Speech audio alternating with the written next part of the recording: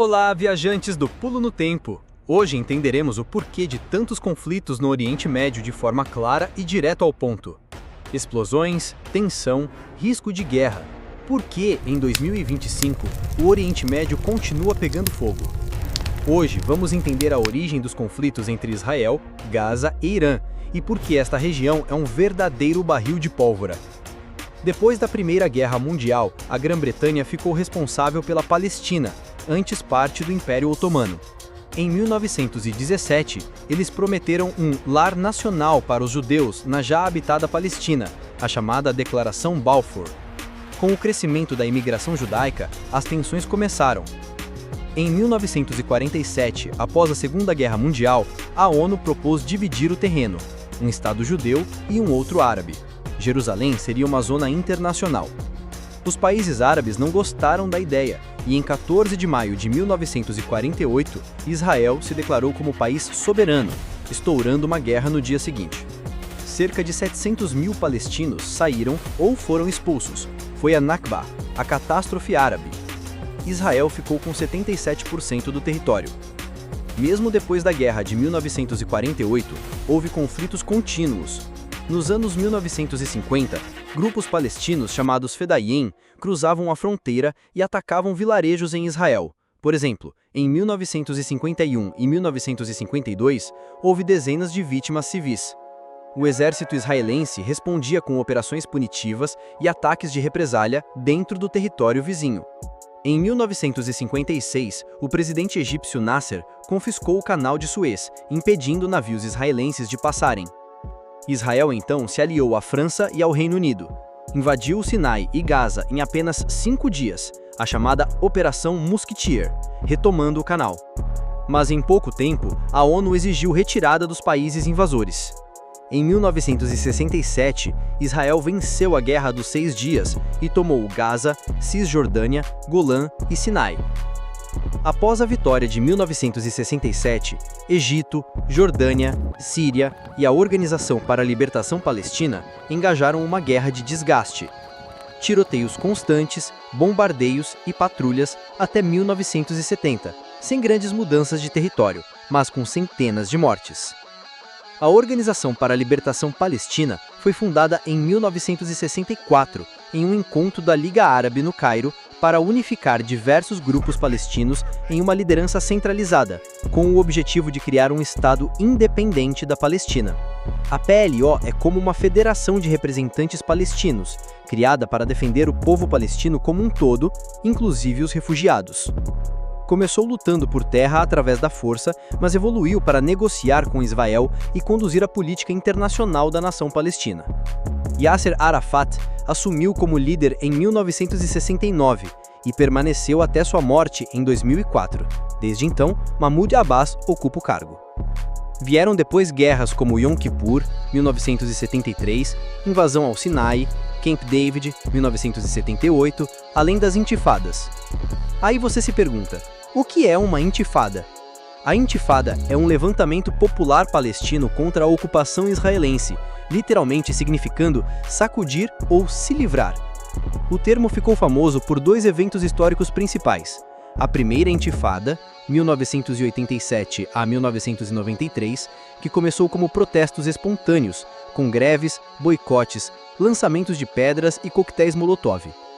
Ela ocorreu como reação à ocupação prolongada de Gaza e da Cisjordânia, com milhares de jovens palestinos liderando o movimento, resultando em milhares de mortos, cerca de 1.200 palestinos e mais de 100 israelenses, culminando nos Acordos de Oslo, em 1993.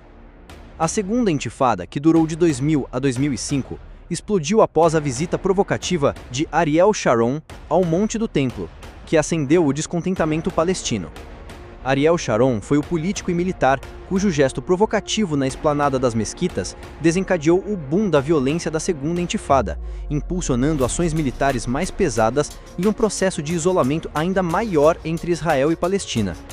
Em resumo, uma intifada é uma insurreição organizada que mistura protestos não violentos e ações mais agressivas desencadeadas por frustração com ocupações, bloqueios, deslocamentos forçados e falta de progresso político. Está gostando do conteúdo do vídeo de hoje? Apoie o nosso canal, deixe o seu like e se inscreva para mais pulos no tempo, com muita informação e curiosidades históricas. Desde a primeira intifada, em dezembro de 1987, surgiu o Hamas, ou Movimento de Resistência Islâmica. Fundado em Gaza por Sheikh Ahmed Yassin, ligado à Irmandade Muçulmana, o objetivo era criar uma alternativa mais agressiva e religiosa à PLO. Enquanto organizações como a PLO buscavam seus objetivos via diplomacia, Yassin notou que os palestinos queriam mais ação. Assim, o Hamas nasceu como um braço armado da Irmandade Muçulmana, combinando ações militares com ações sociais, escolas, clínicas e obras beneficentes para conquistar legitimidade junto à população. Em 1991, o Hamas publicou sua Carta Fundadora, um tratado com linguagem religiosa, antissemita e com a meta de estabelecer um Estado Islâmico em toda a Palestina histórica, rejeitando qualquer reconhecimento de Israel. Esta postura diferenciava o grupo da PLO e se baseava na ideia de que a resistência armada, o jihad, era um dever moral. Em meados de 1991, nasceu o ramo militar do Hamas, com suas brigadas treinadas para usar explosivos, coquetéis Molotov, atentados suicidas e depois foguetes, morteiros e drones. Também começaram a cavar túneis estratégicos sobre a fronteira e em áreas urbanas, criando a famosa Rede de Túneis de Gaza, para ataque surpresa e proteção contra bombardeios. Na esfera política, o Hamas ganhou força ao vencer as eleições legislativas de 2006, assumindo a liderança da Autoridade Palestina e governando Gaza após o confronto com o Fatah em 2007. Desde então, governam Gaza com um sistema autoritário, oferecem serviços de saúde e educação, mas também reprimem dissidentes com prisões, julgamentos e acusações, mantendo o controle social. Militarmente, o Hamas manteve uma escalada contínua. Nos anos 1990, realizaram atentados suicidas e pequenos ataques. Durante a segunda intifada, 2000 a 2005, participaram ativamente. Desde 2008, houve sucessivas guerras em Gaza, 2018, 2012, 2014, 2021 e os ataques de outubro de 2023, chamados Operação Al-Aqsa Flood, com foguetes e incursões coordenadas que mataram mais de 1.400 israelenses e sequestro de civis. O Hamas mantém apoio político e militar do Irã, com treinamento, dinheiro e munições, além de laços com Catar e Turquia. Ao mesmo tempo, enfrenta isolamento por parte de países como o Egito e a Arábia Saudita, que os enxerga como um instrumento do Irã. Sua estratégia atual, combinando retórica religiosa, resistência armada, serviços sociais e estrutura política, criou uma influência difícil de derrubar. Hoje, apesar de sua postura radical, é a única força efetivamente governando Gaza e resistindo militarmente a Israel, recebendo apoio popular por isso. Desde a Revolução Islâmica de 1979, o Irã mudou radicalmente sua postura em relação a Israel. Antes, durante o regime do Shah, os dois países mantinham relações próximas, com cooperação militar e de inteligência em áreas como armas e petróleo. Mas, após a Revolução, o líder Khomeini definiu Israel como o pequeno Satã e rompeu as relações diplomáticas, marcando o início de uma rivalidade profunda. A partir dessa época, o Irã passou a apoiar grupos como o Hezbollah, fundado em 1982, e o Hamas, fortalecendo sua posição por meio de uma rede de influências no Líbano e em Gaza, o que ficou conhecido como Eixo da Resistência. Israel, por sua vez, respondeu com operações secretas. Em 2010, ficou famoso o ataque cibernético do Stuxnet contra instalações nucleares iranianas.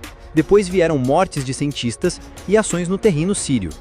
Nos anos 2000 e 2010, incidentes como o assassinato de Qasem Soleimani e cientistas iranianos reforçaram esse conflito de bastidores. Em abril de 2024, o Irã fez o primeiro ataque direto com drones e mísseis contra Israel, a Operação True Promise, marcando uma escalada mais aberta. E em junho de 2025, Israel respondeu com a Operação Rising Lion, bombardeando instalações nucleares iranianas como Natanz e Fordow, para atrasar seu programa atômico. Hoje, o confronto entre Israel e Irã é resultado de décadas de guerras secretas, confrontos indiretos e rivalidade ideológica. Uma disputa que vai muito além de Gaza e envolve tecnologia, mísseis, proxies e o medo nuclear que ronda a região. Resumindo, o Oriente Médio é um barril de pólvora por misturar história, terra, recursos, religiões e interesses estrangeiros, com os seguintes pontos principais. fronteiras desenhadas no pós-Império Otomano, gerando conflitos territoriais, petróleo e gás, envolvendo interesses econômicos regionais e internacionais, tensões religiosas, sunitas, xiitas, judeus, curdos e outras. Influência externa, Estados Unidos, Rússia, Irã, Arábia Saudita e China, atuando direta ou indiretamente. E você, o que acha? Sanções, diplomacia, controle de armas? Qual caminho você acha mais eficaz para acalmar a região? Deixe seu comentário e até o próximo vídeo.